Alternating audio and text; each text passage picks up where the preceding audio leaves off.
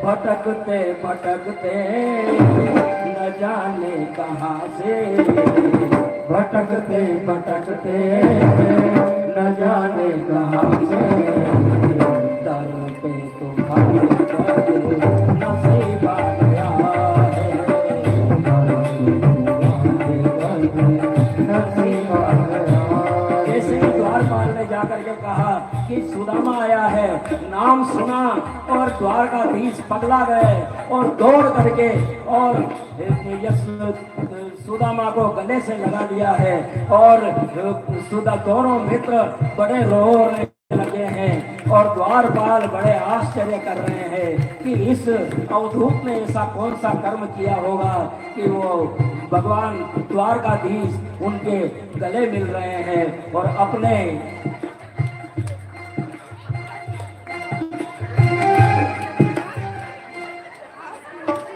और द्वारकाधीश गले लगा करके लाते हैं और अपने सिंहासन पर विराजमान करते हैं और रुक्मणी जी भी से कहते हैं कि मेरा मित्र कितने ही किलोमीटर से पैदल चल करके आया है, जाओ गर्म पानी लेकर के आओ, गर्म जल लेकर के आओ, नमक भी मिला देना। इस प्रकार से लेकिन कन्हैया से परात मंगाओ चरण धोने के लिए।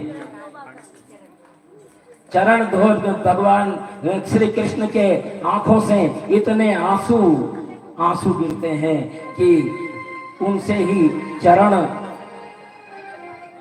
धो देते हैं। दोनों मित्र आंसू बहाते बहुत देर तक धूल भरे छाले कांटों से लवलुआन चरण देख करके करुणा निधि ने बड़ी करुणा की। रुक्मणी जी से गर्म पानी लाने को कहा किंतु आंखों से इंतजार नहीं हुआ और मित्र के कष्ट से आंखें इतनी बही कि चरण धुल गए। कैसे भी हाल विवाइन के कोने कंटक जाल गए पग जोड़े, आए महा दुख पायो सखा तुम आए इते नदी के दिन खोए, देख सुदामा की दीन दशा,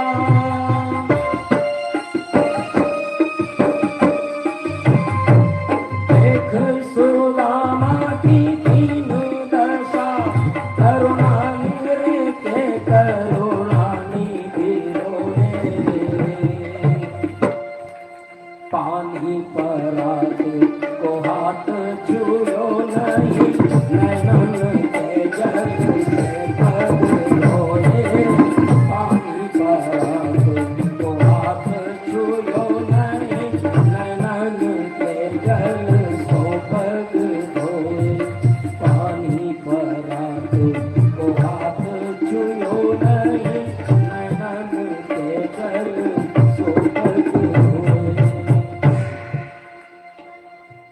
बचपन का साथी तुम्हार, बचपन का साथी तुम्हार, सुदामा आया है कान्हा के पास, बचपन का साथी तुम्हार, सुदामा आया है कान्हा के पास, सुदामा आया है कान्हा के पास। कब सुनोगे कन्हैया पुकार, कब सुनोगे कन्हैया पुकार, कब सुनोगे कन्हैया पुकार, सुदामा आया है कान्हा के पास, सुदामा आया है कान्हा के पास। वो बचपन का साथी तुम्हार, बचपन का साथी तुम्हार, सुदामा आया है कान्हा के पास, सुदामा आया है कान्हा के पास। मित्र सुदामा द्वारिका है, मित्र सुदामा द्वारिका है, मित्र सुदामा द्वारिका है, मित्र सुदामा द्वारिका है।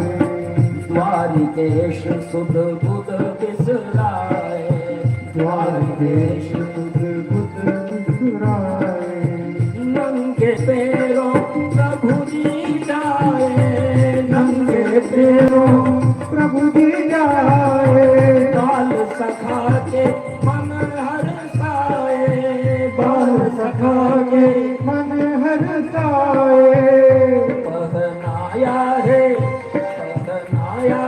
बाहों का हाथ, सुदामा आया है नाना के द्वार, सुदामा आया है नाना के द्वार, बचपन का साथी तुम्हारा, बचपन का साथी तुम्हारा, सुदामा आया है नाना के द्वार, सुदामा आया है नाना के द्वार।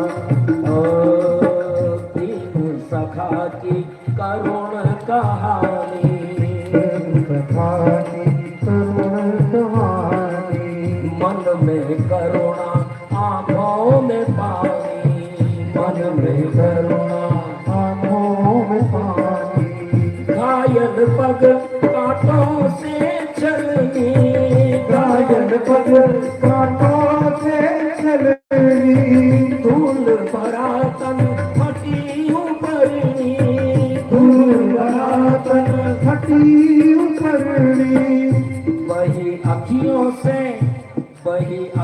से असुवन की धार, वही अखियों से असुवन की धार, सुदामा आया है नाना के द्वार, सुदामा आया है नाना के द्वार, सुदामा आया है नाना के द्वार। आंखों से धारा बह गई है कन्हैया के, और अपने हाथों से पैर पखारने लगते हैं।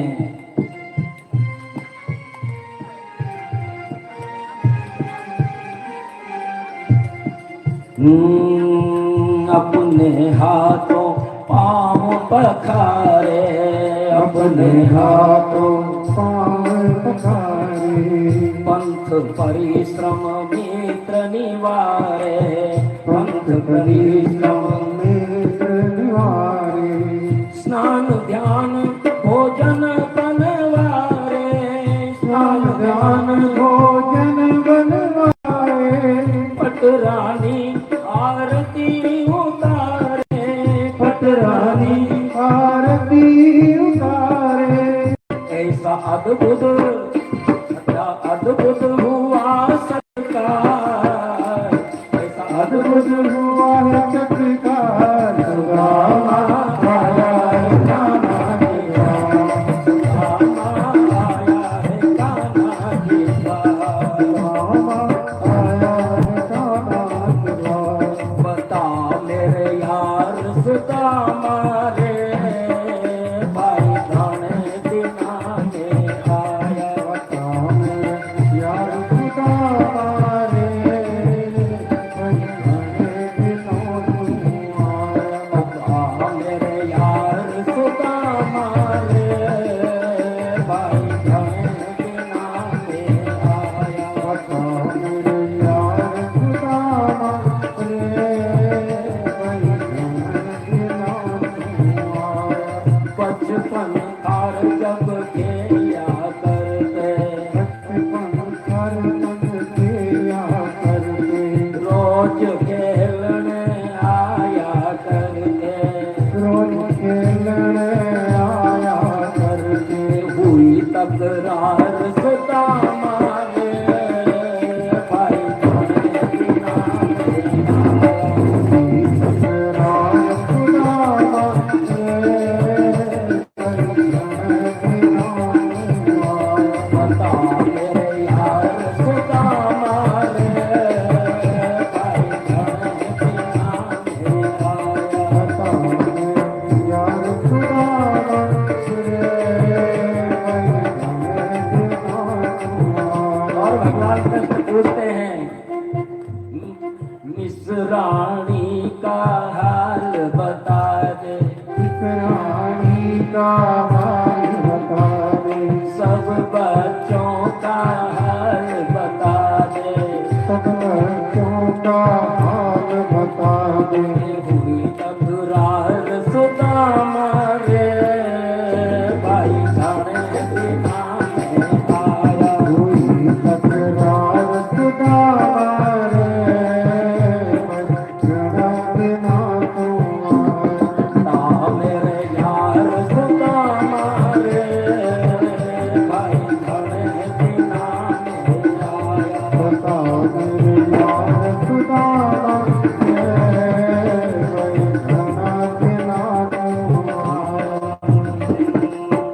मित्र की गाथा पूछे कनाई, मित्र की गाथा पूछे कनाई, क्षेम कुशल घर की कह भाई, क्षेम कुशल की कह भाई। कहो गृहस्थी कैसी बनाई, कहो गृहस्थी कैसी बनाई, कैसी है हमारी भोजाई, कैसी है हमारी भौजाई। कुछ भेजा कुछ भेजा भाभी ने उपहार, कुछ भेजा भाभी ने उपहार, सुदामा आया है गाना निवार, सुदामा आया है गाना निवार। ओ बचपन का साथी तुम्हारा, बचपन का साथी तुम्हारा, सुदामा आया है गाना निवार, सुदामा आया है गाना निवार, सुदामा आया है गाना निवार। कन्हैया पूछते हैं कि भैया स्नान ध्यान हो गए, भोजन बनवारे हो गए, अब इतने सारे भोजन रख दिए वहां कि आधा घंटा तो उन्हें देखने में लग गया कि ये इतने सारे गिनने में, और फिर आधा घंटा और लग गया कि पहले कहां से शुरू करूं। अब इतने सारे भोजन सुदामा जी ने देखे नहीं थे, तो कृष्ण से कहा कि अरे द्वारकाधीश एक बात बता, तेरे यहाँ रोजाना इतना ही भोजन बनता है या मैं आया हूं इसलिए बनाया है। कृष्ण भगवान द्वारकाधीश मुस्कुरा करके कहते हैं पेड़ क्यों गिन रहा है, फल खाए ना, खा शुरू कर। भोजन वोजन हो गए तो फिर वो कहते हैं कि अरे सुदामा, रुक्मिणी जी पंखा डलने लगी है और कृष्ण भगवान पैर दबाते हैं, पैर दबाते दबाते कहते हैं कि अरे सुदामा एक बात बता, शादी वादी ठीक नहीं है, तू गुरुकुल में तो कहता था कि शादी मुझे करनी नहीं है, मैं तो वैतराग रहूंगा। तो शर्मा करके सुदामा जी बोले, सुदामा जी ये इस तरह से डिस्टर्ब मत करो, अपने स्थान पर बैठो, ये करते रहेंगे, हाँ बीच में हलचल नहीं, कथक भी चलने दो। हाँ तो वो कहती है कि भाई शादी हुई या नहीं हुई, विवाह किया या नहीं किया, तो फिर वो कहते हैं सुदामा जी शर्मा करके, अरे क्या करूं, गुरुकुल से आते ही घर वाले माने नहीं, बचपन में ही शादी कर दी। तो कृष्ण भगवान ने कहा कि अच्छा शादी कर ली और मुझे निमंत्रण भी नहीं दिया। सुदामा जी ने कहा कि अरे गलती हो गई भाई, माफ कर दे, मैंने मेरी शादी में तुझे निमंत्रण नहीं दिया। लेकिन सुदामा जी ने फिर नले पे दला मारा कि मैंने तो एक शादी की जिसमें निमंत्रण मांग रहा है तूने 16,108 शादियां की, तूने कौन सा निमंत्रण दिया मुझे ये बता। तो कृष्ण भगवान कहते हैं कि अरे गलती तो हो गई, लेकिन तू एक बात ये भी है कि 16,108 विवाह तो हुए हैं, लेकिन बारात कहीं नहीं गई। जो भी आई द्वारका में आई, द्वारका में आकर के शादी हुई है। अगर जो बारात जाती तो बारात की सारी व्यवस्था तुझे ही देखनी थी, लेकिन बारात गई नहीं। अच्छा चलो, इस प्रकार बड़े मनोविनोद की बातें हुई। अगले दिन सुदामा जी भोजन पर बैठे, कृष्ण भगवान और रुक्मिणी जी पंखा डल रहे हैं और भोजन पे बैठे, लेकिन सुदामा जी की आंखों से आंसू आ गए। कृष्ण भगवान ने कहा कि अरे सुदामा, मेरी सेवा में कोई कमी रह गई क्या, कोई गलती हो गई क्या मुझे, ये तेरी आंखों में आंसू क्यों आए। सुदामा जी कहते हैं कि देख कृष्ण, मैं वहां था ना, तब भी मेरे बच्चे आधे वक्त भूखे रहते थे, अब मैं तो यहाँ तेरे यहाँ 36 तरकारी 32 भोजन कर रहा हूं, लेकिन वहां पता नहीं क्या होगा। कृष्ण भगवान बोले कि सुदामा, अरे तू तो मेरा भक्त है, तू जानता है कि मैं जब तृप्त होता हूं तो पूरी प्रकृति पूरा ब्रह्मांड तृप्त होता है, तू उनकी चिंता मत कर, तू भोजन कर। लेकिन सुदामा जी कहते हैं कि अब मेरा मन उचाट हो गया है, अब मुझे जाना पड़ेगा। और इस प्रकार भोजन के बाद कहा कि मित्र, भाभी ने कुछ तो भेजा होगा, ये तो बता। कि अरे नहीं, कुछ नहीं भेजा। उन्होंने कहा कि यहाँ सब कुछ है, मेरे एक मुट्ठी चावल के लिए थोड़ी बैठा है कन्हैया। तो कह नहीं नहीं, कुछ तो भेजा होगा, ये हो ही नहीं सकता। कह रहे नहीं कुछ नहीं। कि ये कांच में क्या हो गया? बोले ये कुछ भी नहीं है, ये तो अरे तो कोई फोड़ा फुंसी तो नहीं हो गया। जबरदस्ती सुदामा कुछ समझ पाते उससे पहले पोटली निकाल ली है और एक मुट्ठी भर करके और मुंह में रख ली है, और एक लोक का दान सुदामा जी को मिल गया है। दूसरी मुट्ठी और तीसरी लेने लगे, और रुक्मणी जी ने हाथ पकड़ लिया है, प्रभु हमें भी दे देंगे तो फिर हम कहाँ रहेंगे।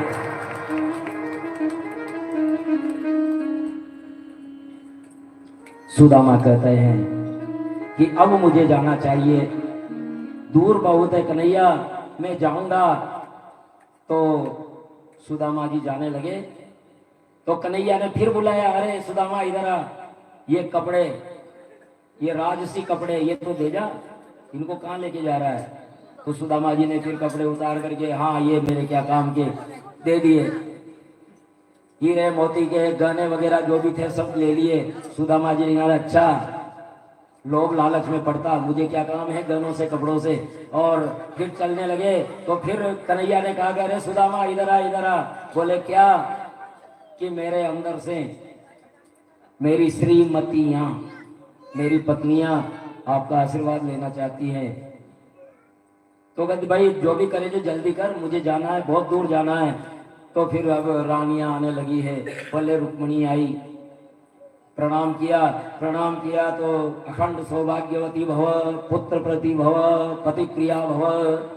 फिर जामवंती जी आई, अखंड सौभाग्यवती भव, पुत्रवती भव, पति प्रिया भव। सत्यभामा जी आई, यही आशीर्वाद चलता रहा 8 परिवार पटरानियों तक। और उसके बाद में फिर वो देखते हैं तो लाइन ही बहुत लंबी आ रही है, लाइन की कमी नहीं आ रही, रानियां ही रानियां अंदर से निकलती जा रही है। तो कहां तक बेचारे सुदामा जी का हाथ थक गया।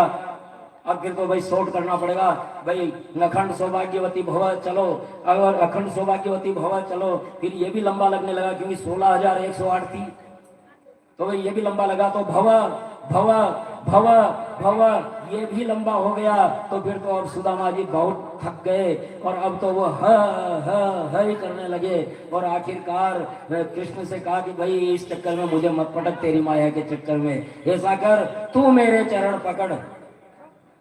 और कृष्ण को अमर होने का आशीर्वाद दिया, और सारी 16,108 रानियों को अखंड सौभाग्यवती होने का आशीर्वाद मिल गया। इस प्रकार से सुदामा जी आशीर्वाद देते हैं भगवान कृष्ण की रानियों को, और अपने स्थान पर पधारते हैं। और जाते समय बस वही धुन उनके, तो श्री कृष्ण गोविंद हरे मुरारे, श्री कृष्ण गोविंद हरे मुरारे, हे नाथ नारायण वासुदेवा, हे नाथ नारायण वासुदेवा। सुदामा जी प्रस्थान कर रहे हैं। लक्ष्मी जी ने पूछा रुक्मणी जी ने कि आपका मित्र कुछ आशा लेकर के आया था, आपने तो कुछ दिया नहीं। कृष्ण भगवान ने कहा कि मेरे भक्त मेरे अलावा कुछ नहीं चाहते। लक्ष्मी जी ने कहा नहीं नहीं, ये कुछ तो चाहते थे कि दे करके देख लो। और रास्ते में सोना चांदी की ढेरियां लगाती है, लेकिन सुदामा जी तो केवल श्री कृष्ण गोविंद हरे मुरारे, श्री कृष्ण गोविंद हरे मुरारे, हे नाथ नारायण वासुदेवा,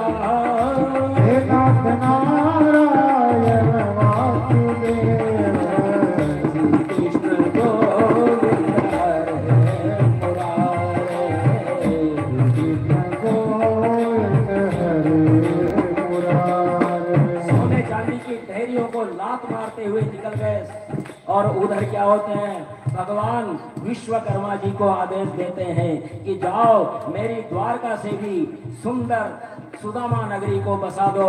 और वहां गए विश्वकर्मा जी, देव शिल्पी, देवताओं के इंजीनियर वहां गए और सुदामा जी की पत्नी से कहे कि भगवान का आदेश है आपका घर महल बनेगा।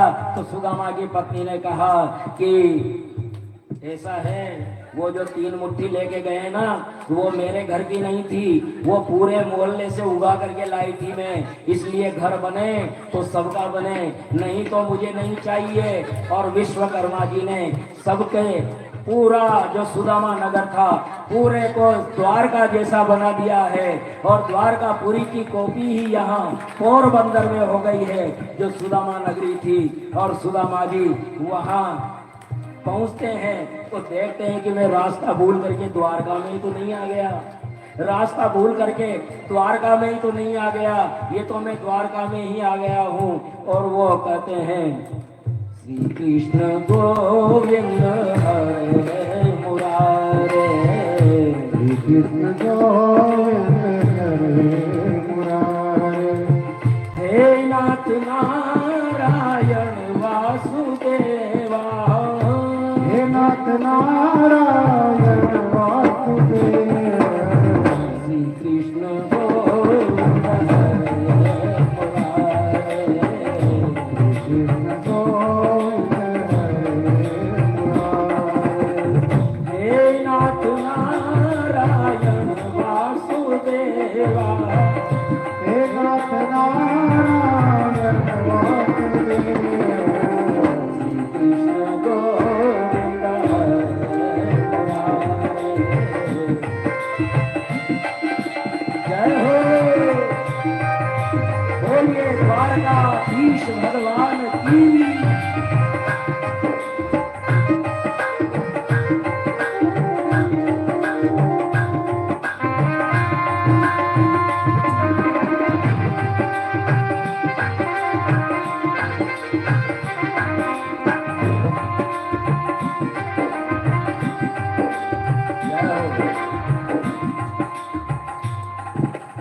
तो सुदामा जी वहां चारों तरफ घूम गए, लेकिन ये तो मेरी झोपड़ी थी, यहाँ मेरी झोपड़ी कहाँ गई? और मेरी ब्राह्मणी थी, वो ब्राह्मणी कहाँ थी? ऊंची अटारी से पंडितानी जी ने देखा कि मेरे पति आ गए हैं तो दौड़ करके आई, तो सुदामा जी पीछे हट गए, सुदामा जी पीछे हट गए। हे महाभाग, आप कौन हैं?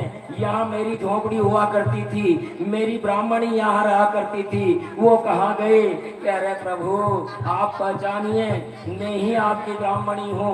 और सुदामा जी अंदर गए, नहीं माना उन्होंने, मेरी झोपड़ी ही चाहिए, मुझे महल नहीं चाहिए। ये प्रभु ये झोपड़ी नहीं है, ये द्वारकाधीश का मंदिर है, आप आओ तो सही। अंदर गए और अंदर जाकर के उन्होंने देखा कि द्वारकाधीश की विग्रह वहां पधराई हुई है। तो सुदामा जी को पता लग गया आज भी पोरबंदर में द्वारकाधीश का वो मंदिर है जिसकी सुदामा जी पूजा किया करते थे। बोलिए द्वारकाधीश भगवान की। इस प्रकार सुदामा जी को स्वर्ग का वैभव मिल गया है। अब देखिए, विश्वकर्मा जी सुदामा जी की पत्नी के पास आए और उन्होंने कहा कि आपका घर बनेगा। उन्होंने कहा नहीं, मेरे परिवार पूरा का पूरा मोहल्ला है, सबका भला हो, उसके बाद बचे तो मेरा भला हो। ये संत की प्रवृत्ति होती है। संत की प्रवृत्ति ये होती है कि पहले दूसरों का भला हो, बाद में अगर भला बचता हो तो मेरा हो। लेकिन दुष्ट व्यक्ति क्या होता है? दुष्ट व्यक्ति का ऐसा होता है कि एक बाबा जी आ गए एक नगर में, एक घर में गए और घर में जाकर के वो कहते हैं कि भिक्षाम देहि। तो वहां के जो गृह स्वामी था उसने कहा कि महाराज जी भोजन करो। भोजन किया, बोले क्या चाहिए मांग ले। कि अच्छा मैं मांगूंगा जो मिलेगा? बोले हाँ मिलेगा। तो उसने कहा मिलेगा तो सही, लेकिन तुझे जो मिलेगा ना उससे डबल तेरे पड़ोसी को मिल जाएगा। ध्यान देना, बात बहुत पते की है। ध्यान दे रहे हैं ना? पता ही नहीं है पंडित जी क्या कर रहे हैं, है ना? बोलिए द्वारकाधीश भगवान की। अब इधर ही ध्यान रखना, तुझे जो मिलेगा उससे डबल तेरे पड़ोसी को मिल जाएगा। तो उसने कहा कि मुझे एक घर दे दो, बढ़िया महल। तो उसके एक महल हो गया, पड़ोसी के 2 महल हो गए। उसने कहा कि मुझे घूमने के लिए एक 4 व्हीलर दे दो, कार दे दो। तो उसके एक कार आ गई, पड़ोसी के 2 कार आ गई। उसने कहा मुझे बड़ा वाला टीवी दे दो, उसके एक टीवी आया, लेकिन पड़ोसी के 2 आ गए। उसने कहा मेरे पुत्र हो जाए, उसके एक पुत्र हुआ तो पड़ोसी के 2 हो गए। इस प्रकार जो भी वो मांगे वो डबल हो जाए पड़ोसी के। तो उसने सोचा कि सारा दान पुण्य तो मैं करूं, और पड़ोसी फ्री में ही भोग रहा है, फ्री में ही। तो अगली बार जब संत आए तो उनसे कहा कि देखो क्या चाहिए मांग भाई। तो उसने मांगा कि मेरी एक आंख फूट जाए।